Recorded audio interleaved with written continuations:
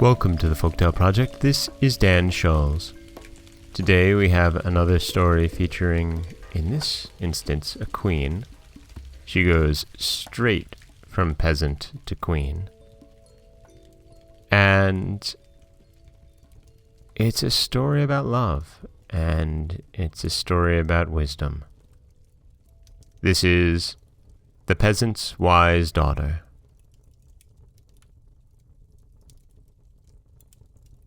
There was once a poor peasant who had no land, but only a small house and one daughter.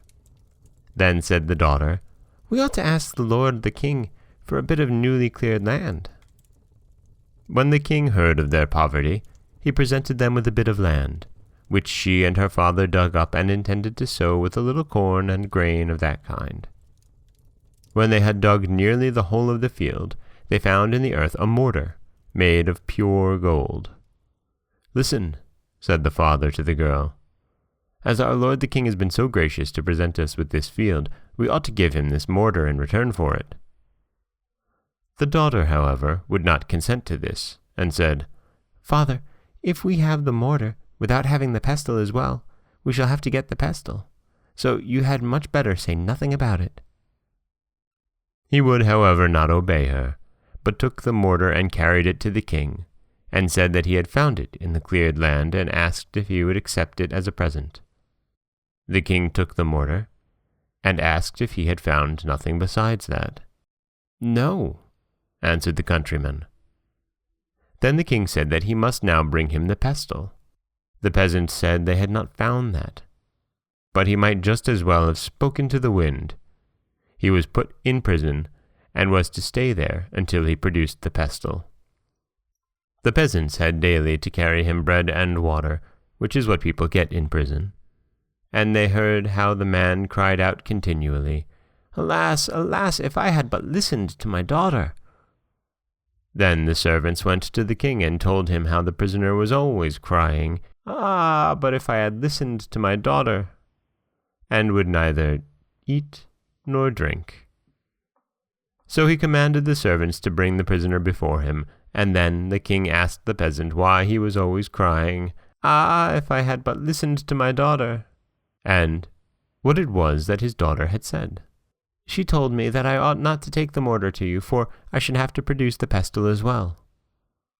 "Well, if you have a daughter who is as wise as that, let her come here." She was therefore obliged to appear before the king, who asked her if she really was so wise, and said he would set her a riddle, and if she could guess that, he could marry her. She at once said yes, she would guess it. Then said the king, "Come to me, not clothed, not naked, not riding, not walking, not in the road, and not out of the road. And if thou canst do that, I will marry thee." So she went away, put off everything she had on, and then she was not clothed, and took a great fishing net, and seated herself in it, and wrapped it entirely around and round her, and then she was not naked. And she hired an ass, and tied the fisherman's net to its tail, so that it was forced to drag her along, and that was neither riding nor walking. The ass had also to drag her in the ruts, so that she only touched the ground with her great toe, and that was neither being in the road nor out of the road. When she arrived in that fashion, the king said she had guessed the riddle and fulfilled all the conditions. Then he ordered her father to be released from prison, took her to wife, and gave into her care all the royal possessions. Now, when some years had passed, the king was once drawing up his troops on parade when it happened that some peasants, who had been selling wood, stopped with their wagons before the palace. Some of them had oxen yoked to them, and some horses. There was one peasant who had 3 horses, one of which was delivered of a young foal, and it ran away and lay down between 2 oxen, which were in front of the wagon. When the peasants came together, they began to dispute, to beat each other and make a disturbance. And the peasant with the oxen wanted to keep the foal, and said one of the oxen had given birth to it, and the other said his horse had had it, and that it was his. The quarrel came before the king, and he gave the verdict that the foal should stay where it had been found. And so the peasant with the oxen, to whom it did not belong, got it. Then the other went away, and wept and lamented over his foal. Now he had heard how gracious his lady the queen was, because she herself had sprung up from poor peasant folks. So he went to her and begged her to see if she could not help him to get his foal back again. Said she, "Yes, I will tell thee what to do, if thou wilt promise not to betray me. Early tomorrow morning, when the king parades the guard, place thyself there in the middle of the road by which he must pass. Take a great fishing net, and pretend to be fishing. Go on fishing, too, and empty out the net as if thou hadst got it full." And then she told him also what he was to say if he was questioned by the king. The next day, therefore, the peasant stood there and fished on dry ground. When the king passed by and saw that, he sent his messenger to ask what the stupid man was about. He answered, "I'm fishing."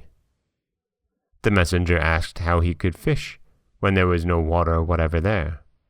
The peasant said, "It is as easy for me to fish on dry land as it is for an ox to have a foal." The messenger went back and took the answer to the king, who ordered the peasant to be brought to him, and told him that this was not his own idea, and he wanted to know whose it was. The peasant must confess at once. The peasant, however, would not do so, and said always, God forbid he should. The idea was his own. They laid him, however, on a heap of straw and beat and tormented him so long that at last he admitted that he had got the idea from the queen. When the king reached home again, he said to his wife, "Why hast thou behaved so falsely to me? I will not have thee any longer for a wife. Thy time is up. Go back to the place from whence thou camest, to thy peasant's hut." One favor, however, he granted her.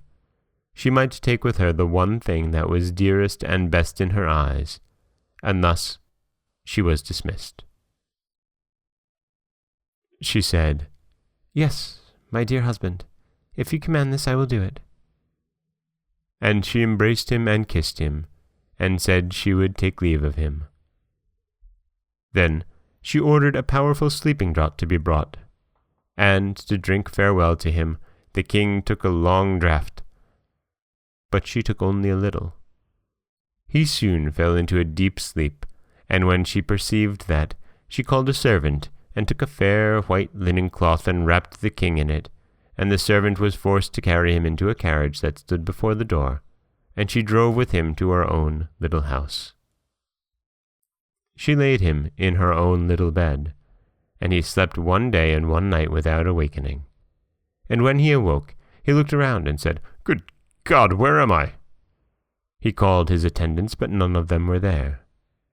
At length his wife came to his bedside and said, "My dear lord and king, you told me I might bring away with me from the palace that which was dearest and most precious in my eyes.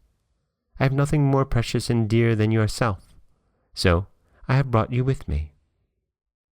Tears rose in the king's eyes, and he said, "Dear wife, thou shalt be mine, and I will be thine."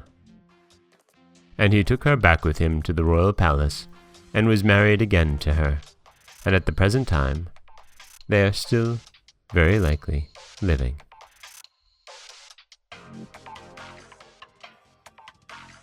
And that is the grim folktale of the peasant's wise daughter.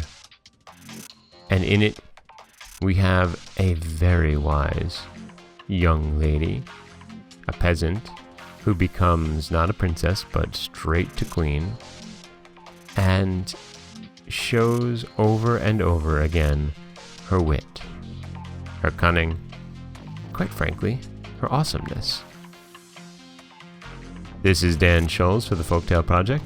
Don't forget that you can subscribe to the podcast on Apple Podcasts, Stitcher, Google Play, Overcast, anywhere you like to get your podcasts.